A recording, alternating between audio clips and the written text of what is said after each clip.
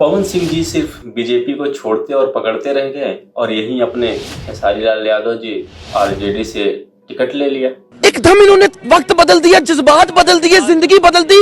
जी हाँ, खेसारी लाल यादव जी को आरजेडी से टिकट मिल चुका है, वो भी छपरा से, और उन्होंने 17 तारीख को इसका नामांकन भी कर दिया है। मगर क्यों? नामांकन के दौरान जनता का काफी भीड़ दिखा। अब ये देखना है कि ये जो जनता आई थी नामांकन के दौरान, क्या ये वोटर बन पाती है? क्योंकि अक्सर ऐसा होता है कि जब कोई कलाकार राजनीति में आता है तो उसको गांव-गांव घूमना पड़ता है, और जब वो गांव-गांव घूमता है और एक कलाकार होके, तो लोग उसके जो फैंस हैं वो उनको चारों साइड से घेर लेते हैं और लोगों को लगता है कि ये राजनीतिक तौर पे उनके लिए भीड़ है, जबकि ये उनके फैंस होते हैं जो एक कलाकार या हीरो के तौर पे उन्हें देखते हैं। तो क्या ये जो भीड़ है, ये जो जनता है, ये वोटर बन पाएगी खेसारी लाल यादव जी के लिए? बात तो सही है। जो जनता अपने कलाकार को, अपने हीरो को देखने के लिए आती है, क्या वही जनता अपने कलाकार, अपने हीरो के लिए वोट कर सकती है? वो भी राजनीति में? ये देखना बहुत ज़रूरी है, क्योंकि ऐसा होता नहीं है। पवन सिंह भी टॉप क्लास के फेमस थे, लेकिन क्या हुआ, उनको भी कहीं ना कहीं हार का सामना करना पड़ा। और बाकी सारे भोजपुरी के एक्टर हैं जिनको पहली बार में हार का सामना करना ही पड़ा है। पहले ये अपनी वाइफ चंदा देवी को आरजेडी पार्टी से लड़ाना चाहते थे। सब जगह पे चर्चा, सोशल मीडिया हो गया, यूट्यूब हो गया, फेसबुक हो गया, सब जगह पे चर्चा खेसारी लाल यादव जी ने यही किया था कि हमारी वाइफ जो है, हम उनको मना रहे हैं ताकि वो आगे आए, चुनाव लड़े, क्योंकि उनको ऊपर से प्रेशर था कि आप आइए, आप नहीं आ रहे हैं तो कम से कम अपनी वाइफ को लाइए, लेकिन आइए, आप राजनीतिक फील्ड में आइए आप। बार बार ये आरजेडी पार्टी की तरफ से उनको दबाव आ रहा था, ऐसा उनका कहना है। तब जाके वो चुनाव के लिए माने और अपनी पत्नी चंदा देवी जी को उतारे थे चुनाव के लिए। नॉमिनेशन के पहले तक सबको यही पता था कि जो चुनाव जो है वो चंदा देवी लड़ने वाली हैं, लेकिन जब नॉमिनेशन हुआ तब पता चला भैया ना, ये सब तो गलतफहमी था। चुनाव जो है वो असली में खेसारी लाल यादव जी लड़ रहे हैं। हाँ, बहुत तेज हो रहा है, बहुत तेज। उनकी वाइफ नहीं लड़ रही है।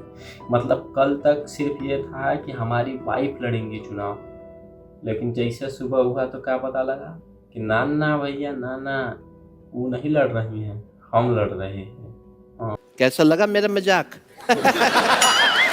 पवन सिंह का तो इसलिए टिकट कंफर्म नहीं हो पाया क्योंकि उनका अभी आपने बीच में मैटर देखा ही था। उनकी पत्नी ज्योति सिंह ने जो जाके लखनऊ में पहुंच के हंगामा किया, तो इस कारण मुझे लगता है कि बीजेपी ने इनका जो है टिकट काट दिया है।